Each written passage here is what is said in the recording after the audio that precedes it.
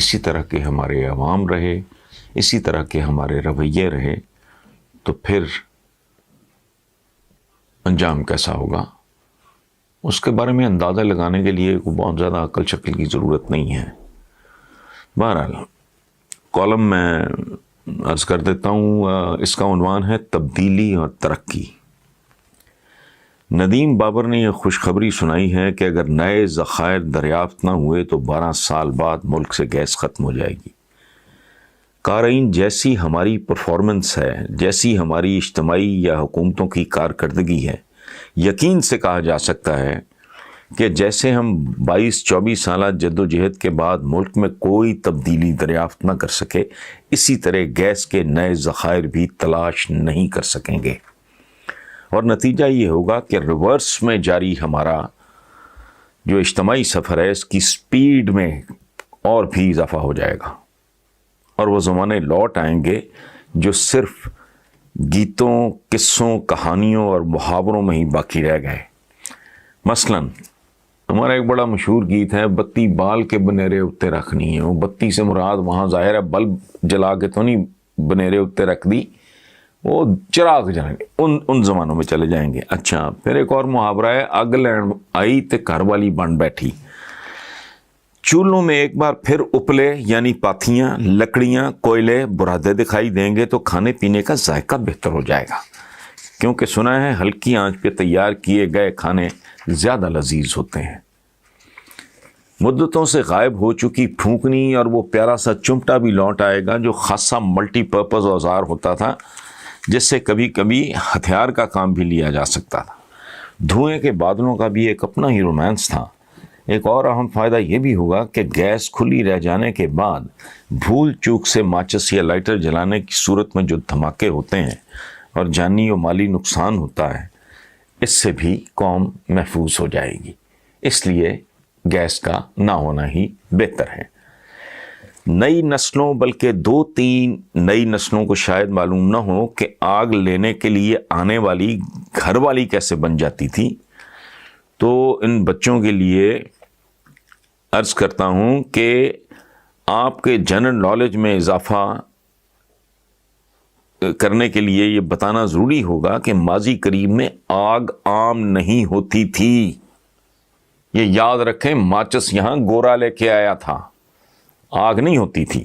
اچھا، ماضی قریب میں آگ عام نہیں ہوتی تھی، گاؤں کے ایک آدھ کھاتے پیتے متمول گھرانے میں ہی ہمہ وقت آگ موجود ہوتی تھی، اور کمی کمین غریب غربا عوام حسب ضرورت اس سے استفادہ کیا کرتے تھے۔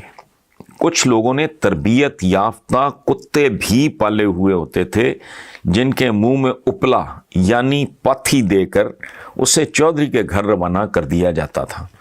چودھری کا کوئی منشی ٹائپ آدمی پاتھی کو ایک سائڈ سے سلگا کر، چونکہ اس کے پاس تو ہر وقت آگ اویلیبل ہوتی تھی، پاتھی کو ایک طرف سے سلگا کر دوسری طرف سے اس تربیت یافتہ کتے کے منہ میں دے دیتا تھا۔ یعنی ایک سائڈ جل رہی ہے، اس سے جو اپوزٹ سائڈ ہے وہ کتے کے منہ میں، اور کتا دوڑ لگاتا تھا اور مالکن کے سپرد کر دیتا تھا جس سے وہ چولہا جلاتی تھی۔ یاد رہے کہ پاتھی بہت ہی دھیرے دھیرے سلگتی ہے، یہ نہیں ہے جیسے آپ کاغذ کو آگ لگائیں، یہ میں ساتھ ساتھ ایکسپلین بھی کرتا جا رہا ہوں، یا اور کسی چیز کو آگ لگائیں تو پھیلتی ہے یکدم۔ پاتھی یعنی اپلا وہ اس طرح کی چیز ہے کہ وہ بہت سلو اس کا پروسیس ہے جلنے کا۔ اچھا، تربیت یافتہ کتا نہ ہونے کی صورت میں خواتین خانہ، غریب گھر کی عورت ہے، اس نے کیا کتا رکھنا ہے، اب وہ خود یہ کام کرنے جاتی تھی، سو آگ لینے گئی تو اکھ مٹکے جیسا حادثہ کبھی کبھی ہو جایا کرتا تھا۔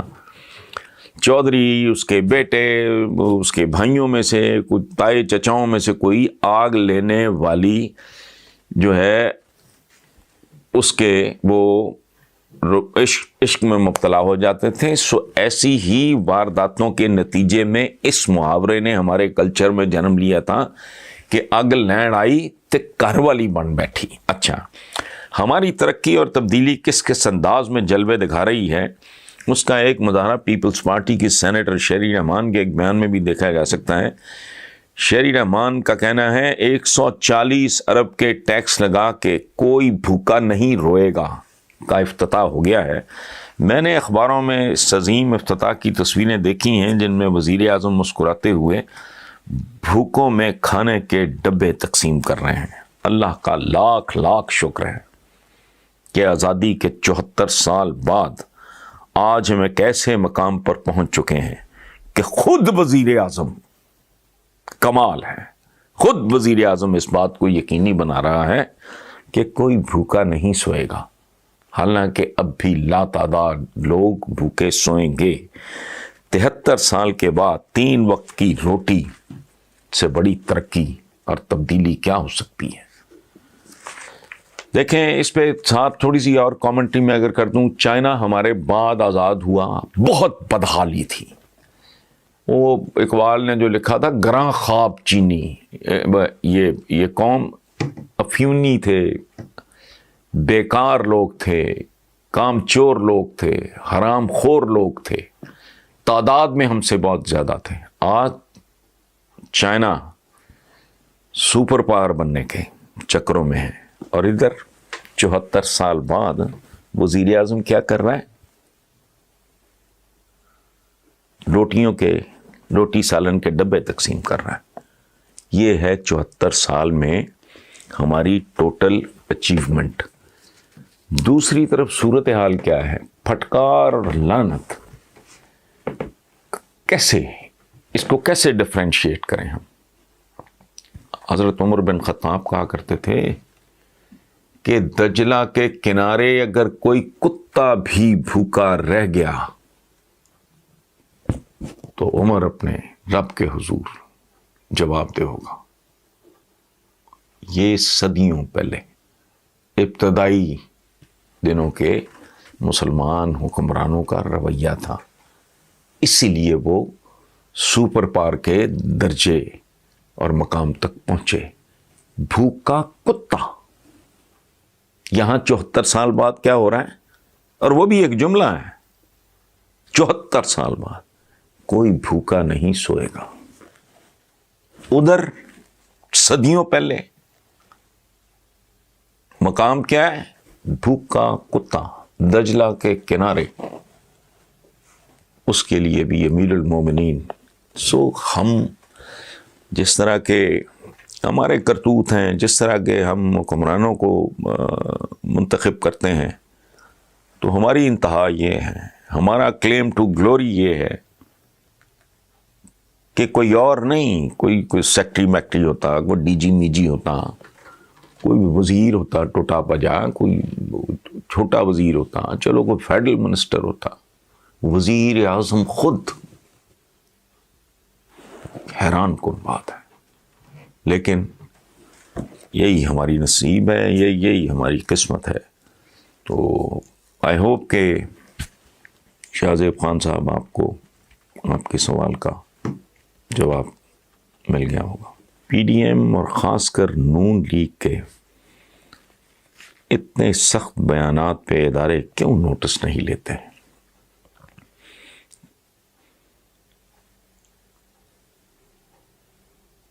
یہ سب کچھ جو کچھ بھی ہو رہا ہے، یہ سر عام ملک دشمنی سے کم نہیں ہے۔ نون لیگیوں کا تو ایک بندہ، کیا نام، بھلا سا نام ہے اس کا، آپ کو یاد آ جائے گا، اس نے تو یہاں تک کہا ہے کہ اگر مریم کو کچھ ہوا تو ہم پاکستان کھپے کا نعرہ نہیں لگائیں گے۔ پاکستان کھپے کا مطلب جو زرداری صاحب نے لگایا تھا اپنی اہلیہ کی شہادت پہ کہ پاکستان چاہیے، بھلے بے نظیر بھٹو کو قتل کر دیا گیا ہے، پاکستان چاہیے۔ اب انہوں نے کہا ہے کہ ہم پاکستان چاہیے کا نعرہ نہیں لگائیں گے، ہمارا رد عمل کچھ اور طرح کا ہوگا۔ یہ بنیادی طور پہ اپنے پلان کا، اپنے ارادوں کا، اپنے گندے غلیظ عزائم کا یہ سر عام اظہار ہے۔ اب دیکھنا یہ ہے کہ اگر اس ملک کا کوئی والی وارث ہے، اگر اس ملک کا کوئی آگا پیچھا ہے، اگر اس ملک کا کہ مفادات کسی کو عزیز ہیں، اس کا مستقبل کسی کو عزیز ہے، تو کیا وہ ان کے اس منصوبے پہ عمل درآمد کا انتظار کر رہے ہیں؟ تو حامد حسن صاحب، آپ کا میرا آدھا نام ملتا ہے،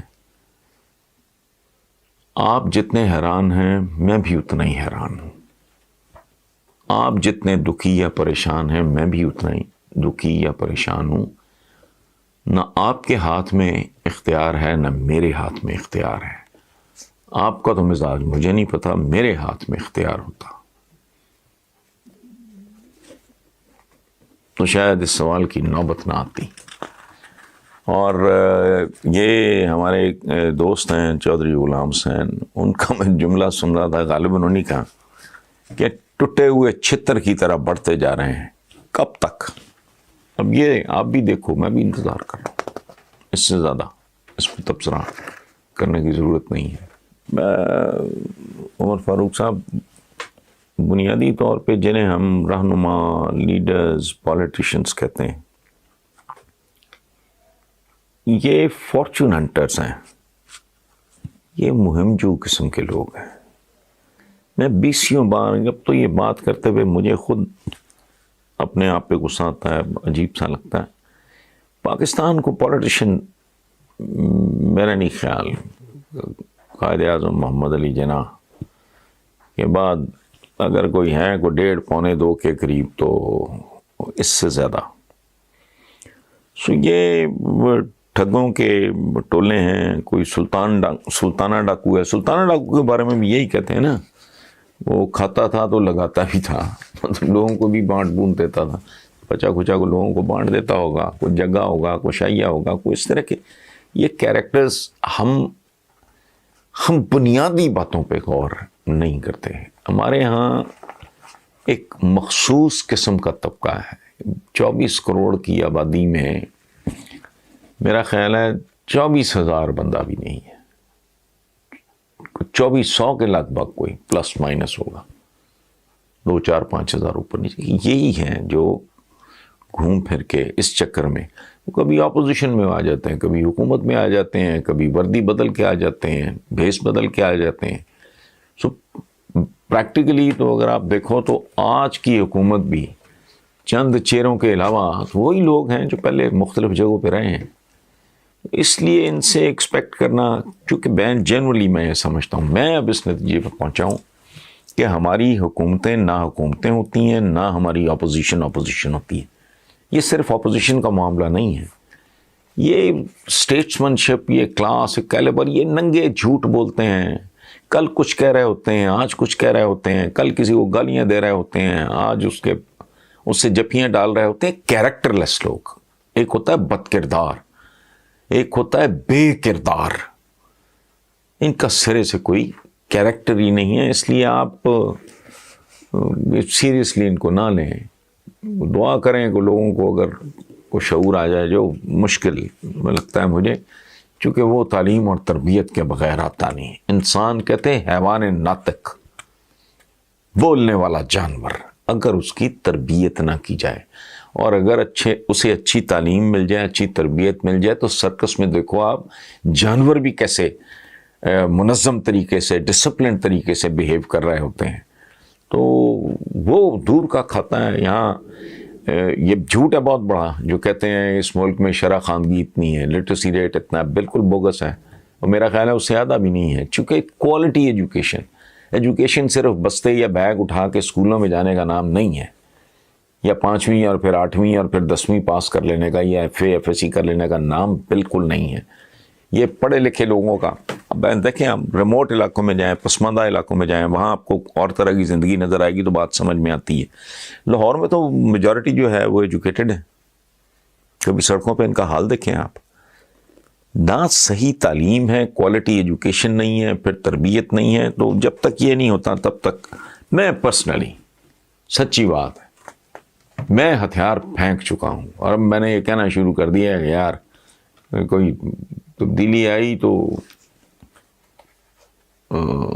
میرے لیے تو وہ معجزے سے کم نہیں ہوگا، اور یہ اب نیڑے تیڑے کا کام رہ ہی نہیں گیا۔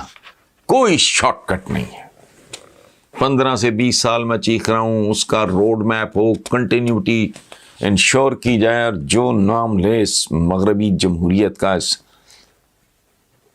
اس سیاپے کی نائن کا, وہ پھر بیلٹ کا ذکر کرنے والے بندے کو پھر بلٹ کے سپورٹ کرو, پھر یہ ملک ٹریک پہ آ سکتا ہے. اب کوئی اس کا یہ ٹریک پہ اب کوئی چڑھائے اس کو, میں دیکھوں گا کیسے چڑھاتا ہے. یہ اگر عمران سے بھی نہیں ہو رہا اور نہیں ہو سکے گا, اس کی وجہ ہے, اس کی وجہ میں ہوں, اس کی وجہ آپ ہیں, اس کی وجہ 22 کروڑ بندہ ہے. کہ کتنا 22 کروڑ پرزا, this country is like a machine. چلے مفروضہ ایک فرض کر لیتے ہیں مشین ہے, اس کا تو 22 کروڑ یا 24 کروڑ پرزا سارے کا سارا ہی بگڑا ہوا ہے, سارا ہی خراب ہے. کون سا مستری ہے جو اسے ٹھیک کر لے گا؟ کہ دنیا کی ساری برائیاں صرف مسلمانوں اور خاص کر پاکستانیوں میں ہی کیوں ہیں؟ سوال لمبا ہے لیکن اصل بات اس میں اتنی. تو حضور میں پہلے بھی کسی سوال کے جواب میں یہ عرض کر چکا ہوں کہ قومیں بنتی ہیں تعلیم سے, تربیت سے, گرومنگ سے, اور اس کے 3 مراکز ہوتے ہیں ان کاموں کے. ایک ہوتا ہے گھر. گھروں میں بھوک ناچ رہی ہے, اماں بھی ان پڑھ ہے تو ابا جی بھی ان پڑھ ہے, ان کی مت ماری ہوئی ہے روٹی نے. کہتے ہیں نا کہ وہ پاؤں ڈھانپیں سر ننگے, سر ڈھانپیں پاؤں ننگے. روٹی ہے تو کرایہ نہیں ہے, کرایہ ہے تو بچے کی فیس نہیں ہے, وہ ہے تو ماں کے علاج کے پیسے نہیں ہیں, اذیتوں کا شکار. اچھا, وہ تعلیم کا ایک جو ہے سینٹر, مرکز, وہ ہوتا ہے گھر. گھر کا تو یہ حال ہے میجورٹی گھروں کا. اور جن کو جو ہمیں صاف ستھرے کوئی یا نظر بھی آتے ہیں بازار پڑھے لکھے, ان کا بھی نہیں. آپ لوگوں کے گھروں کے باتھ رومز چیک کریں جا کے. باتھ روم کے بارے میں کہا جاتا ہے, عام ہے کہ bath room is also a روم. جا کے کبھی دیکھ لیں, کبھی غور کریں کھانے پہ, یہ بیاہوں شادیوں اس طرح کی تقریبات پہ کبھی غور کریں کتنے فیصد لوگ ہیں جو ہاتھ دھوتے ہیں. کمال کی بات یہ ہے کہ کھانا کھا لینے کے بعد بھی ٹیشو پیپرز پر ہی گزارا کرتے ہیں. اچھا, گھروں کا حال یہ ہو گیا جو پہلا مرکز ہے انسان کو تعلیم, تربیت, گروم کرنے کا. دوسرا مرکز ہے اسکول, گھٹیا ترین. میں کہہ رہا ہوں کہ 15 سے 20 سال کا روڈ میپ ہو, پرائمری ایجوکیشن پہ فوکس کرو. تم یونیورسٹیوں کی طرف گھستے ہو, تمہارے پلے کیا ہے؟ یہ عربی زبان. کوئی ہے کسی کو تمیز, کوئی شعور ہے؟ عربی جاننے والا اس ملک میں ہے کوئی نہیں. 2 4 10 ہوں گے, خورشید رضوی صاحب جیسے ہی ہے وہ. اتنے ٹیچر تم لاؤ گے کہاں؟ ایک ایک چیز کے لیے 800 لفظ ہیں عربک میں. کون پڑھائے گا ان کو؟ بالکل بوگس. ذہن بدلنے کی ضرورت ہے. زبان بدلنے سے کچھ نہیں ہوگا. عربوں کی تو مادری زبان ہے, انہوں نے کون سی توپ چلا لی ہے؟ لمبے لیٹے ہوئے ہیں, جدھر کوئی اشارہ کرتے ہیں اسرائیل کے جا کے پاؤں پڑ جاتے ہیں. اللہ اللہ خیر صلاح. سو پہلا سینٹر جو ہے تعلیم اور تربیت کا وہ گھر ہے, اس کا ستیہ ناس ہے, وہ اجڑا پڑا ہے. وہ چولہے کے گرد طواف کر رہے ہیں, بچے بھی اور ماں بھی اور باپ بھی. دوسرا مرکز ہو گیا آپ کے جہاں میجورٹی بچے پڑھتے ہیں. میں ہائی پروفائل سکولز کی بات نہیں کر رہا, جہاں ہمارے بچوں کی اکثریت اتنا کچھ بھی نہیں, ٹوٹے پھٹے سے ٹیچر ہوتے ہیں, وہ خود کوالیفائڈ نہیں ہوتے, بات ان سے کی نہیں جاتی, تلفظ ان کا اردو کا مذاق خیز ہوتا ہے, وہ بھی گیا. تیسرا ہوتا ہے معاشرہ, سوسائٹی. وہ آپ کو سکھاتی ہے, وہ آپ کو ایجوکیٹ کرتی ہے, آپ کو گروم کرتی ہے, لائٹن کرتی ہے, شعور دیتی ہے. جانوروں والا حال ہے, باہر جا کے دیکھ لو. گاڑی دھو رہے ہوں گے, پائپ پھینک دیں کہ پانی ضائع ہو رہا, کسی کو ہوش ہی نہیں. گاڑی 2 کروڑ کی ہوگی, بندہ 2 ٹکے کا بھی نہیں ہوتا, اس کو شعور ہی نہیں ہے کہ اپنے ڈرائیور کو. یہ سوسائٹی سکھا رہی ہے. میرے مجھے یہ فیس کرنا پڑا. میرے اپنے بیٹے کے دوست وہ 14-15 سال کی عمر سے گاڑیاں چلا رہے ہیں. اس پہ ظاہر ہے ڈبیٹ ہوئی, بحث ہوئی. بیٹا آرگو کرتا ہے کہ بھی ان کے نہیں پیرنٹس. میں نے کہا بیٹا ان کے نصیب ان کے پیرنٹس, جیسے ان کے نصیب ہے ویسے ان کے پیرنٹس. میں تو 18 سال اس کے بعد تمہارا لائسنس بنے گا، اس کے بعد پراپرلی پھر گریجولی فیزڈ آؤٹ پلان، پہلے اپنی کالونی میں چلاؤ گے وغیرہ وغیرہ. سو 3 مراکز ہیں بندے کو بندہ بنانے کے، تینوں آپ کے تو اجاڑ ہیں، بیڑا غرق ہوا میں ستیہ ناس ہے. تو ان سے آپ نے کیا ایکسپیکٹ کرنا ہے؟ آپ جو کہہ رہے ہو کہ